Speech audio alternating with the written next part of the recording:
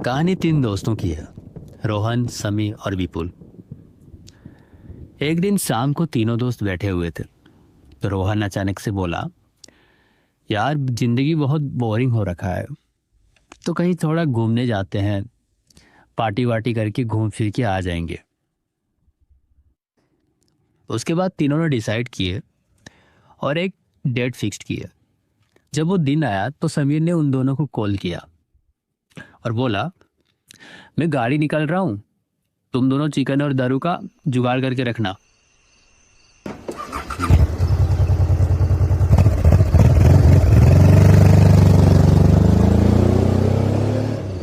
उसके बाद वो लोग बाइक से सवार हुए, शहर के पास वाले पहाड़ की ओर निकल गए।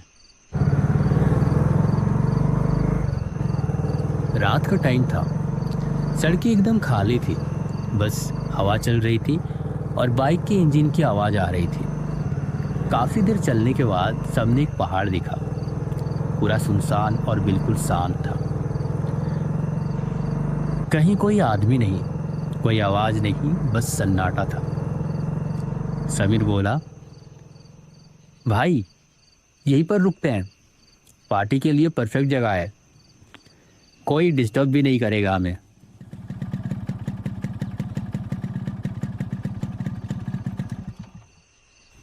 जब वो तीनों पहाड़ की ओर जा रहे थे तब उनको एक अधूरी सी टनल दिखाई दी, जो कि बहुत टूटी फूटी हालत में थी और अंधेरे की पतले चादर में ढकी हुई थी, जो इन तीनों को अपने ओर बुला रही थी। जब ये तीनों टनल के नजदीक पहुंचे तो उनको बहुत जोर से आवाज वगैरह टनल के अंदर से आई। ये सुनकर समीर तुरंत बाइक रोक दिया और तीनों ध्यान से सुनने लगे। ऐसा लग रहा था कि कई लोग किसी चीज का विरोध कर रहे हैं और जोर शोर से प्रोटेस्ट चल रहा था। तभी विपुल ने समीर और रोहन की ओर देखकर बोला, अरे क्या चल रहा है टनल के अंदर, चलो देख के आते हैं, थोड़ा आग भड़का के आएंगे, वैसे भी बहुत ठंडा है ना बाहर। यह सुनकर समीर और रोहन का हंसी छूट गई और हाँ में सर हिलाकर तीनों टनल के अंदर जाते हैं। लेकिन यहाँ पे तीनों के साथ थोड़ा शॉकिंग सा होता है।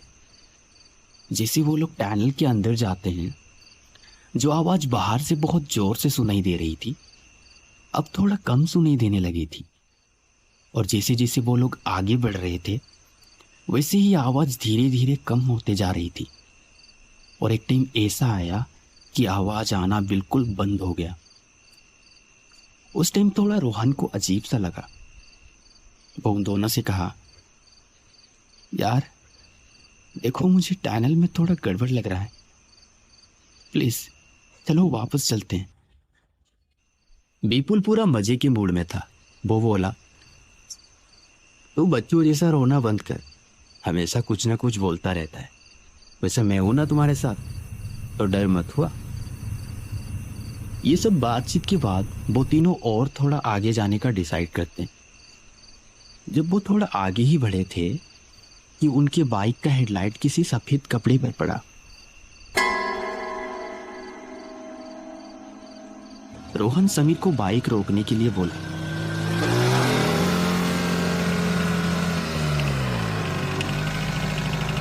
और चेक करने लगा।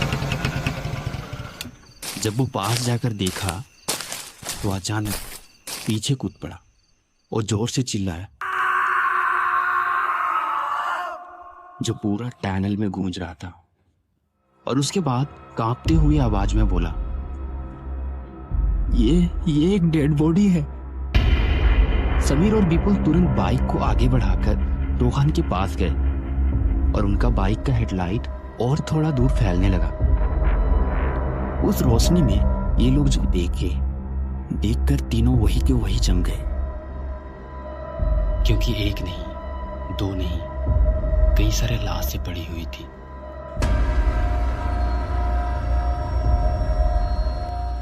एक पूरा का पूरा कब्रिस्तान और चारों तरफ खून ही खून। ये सब मंजर देखकर तीनों इतना घबरा गए थे कि तुरंत बाइक मोड़कर टनल से बाहर भागने लगे।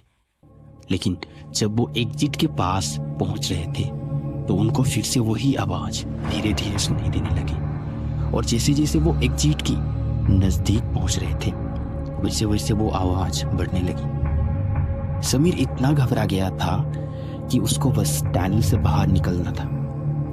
वो बहुत तेज से बाइक चलाने लगा। जैसे तैसे करके बहुत मुश्किल से तीनों टनल से बाहर निकल आते हैं, लेकिन टनल से थोड़ी ही दूर पर उनका बाइक बंद पड़ जाती है। समीर बहुत ट्राई कर रहा था बाइक को स्टार्ट करने के लिए, बट बाइक स्टार्ट ही नहीं हो रही थी। उसी बीच विपुल का ध्यान थोड़ा पीछे की ओर गया। उसने एक अंधेरे से निकलती हुई परछाई को देखा जो धीरे धीरे उनके ओर ही आ रहा था। ये देखकर विपुल का धड़कन बहुत तेज हो गया। वो इतना घबरा गया था कि उसके मुंह से आवाज निकल ही नहीं रहे थे। वो इशारों में समीर और रोहन को यह बात बताया। समीर और रोहन भी पीछे देखकर बहुत घबरा गए। रोहन समीर को बोला, समीर प्लीज बाइक को जल्दी स्टार्ट कर, वो पीछे ही है, तू बस यहां से हमें दूर ले चल।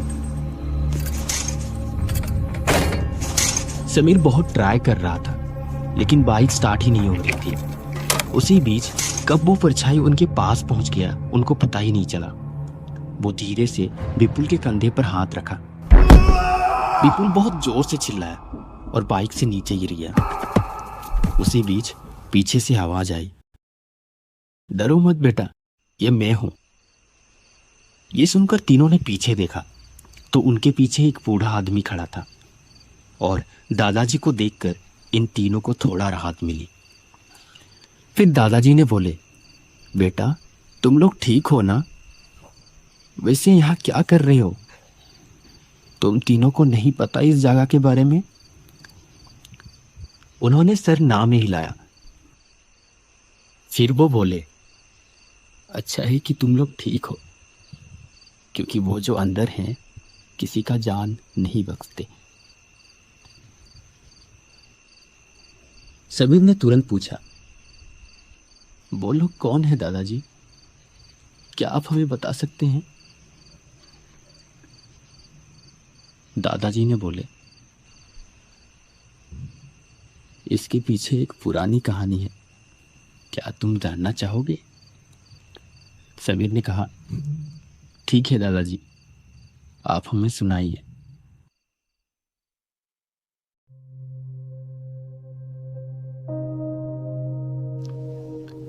बहुत साल पहले पहाड़ों के बीच एक छोटा सा गांव था।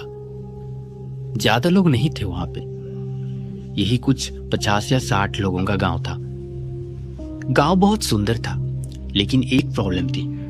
दूसरे गांव तक पहुंचने के लिए लोगों को पूरा पहाड़ घूमकर जाना पड़ता था। यात्रा लंबी थी, थकाने वाले भी। तो सरकार ने सोचा अगर एक टनल बना दिया जाए तो लोगों का सफर आसान हो जाएगा। एक पिटीशन भी पास हुई, एक बड़ा कॉन्ट्रैक्टर बुलाया गया और टनल का काम शुरू हो गया। थोड़े महीने बीत गए, आधा टनल बन चुका था, पर गांव के जो लोग थे वो बहुत क्रोध में थे। उनके लिए वो पहाड़ सिर्फ पत्थर नहीं था, वो उनका देवता था, उनका जीवन था। पहाड़ का पानी, मिट्टी और पेड़ उनकी जीविका का जरिया था। उन्होंने कॉन्ट्रैक्टर को रोका और कहा, ये काम बंद कर दो। और पूरा गांव एकजुट होकर प्रोटेस्ट करने लगे। लेकिन कॉन्ट्रैक्टर के लिए पैसा सबसे बड़ा था। उसने प्रोटेस्ट करने वालों से बात करने के बजाय अपने आदमी भेज दिए, हथियार के साथ। एक रात जब गांव के लोग वहां बैठकर प्रोटेस्ट कर रहे थे तो कॉन्ट्रैक्टर के भेजे हुए लोगों ने उन्हें पूरी तरह मारना शुरू किया। किसी का गला काट दिया तो किसी का सर कुचल दिया और किसी के शरीर का टुकड़े कर दिए। छोटे बच्चों को भी नहीं बख्शा गया और उनकी लाशों को उसी टनल में फेंक दिया गया। और इस तरह पूरा गांव खत्म हो गया। कोई सबूत नहीं, कोई सच्चाई बाहर नहीं आई, बस उन लोगों का चीखें वहां की हवा में घुल गई। कंस्ट्रक्शन फिर से शुरू हुआ, लेकिन अब हर दिन कुछ न कुछ अजीब होने लगा था। किसी दिन एक वर्कर टनल के अंदर दबा मारा गया, तो किसी दिन किसी का सर मशीन से अलग हो गया। वर्कर्स ने काम करने से मना कर दिया। कॉन्ट्रैक्टर ने पैसा बढ़ाया, मजदूर लाया, पर किसी की हिम्मत नहीं हुई वहां काम करने की।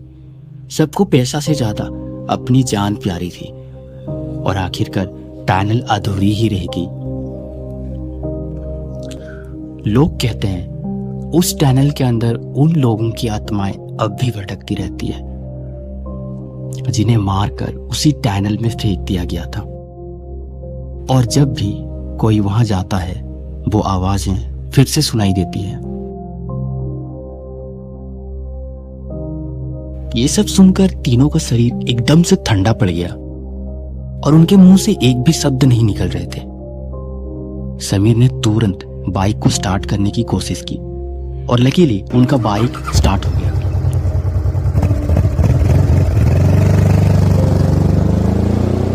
और वो लोग बिना पीछे मुड़े वहां से चले गए।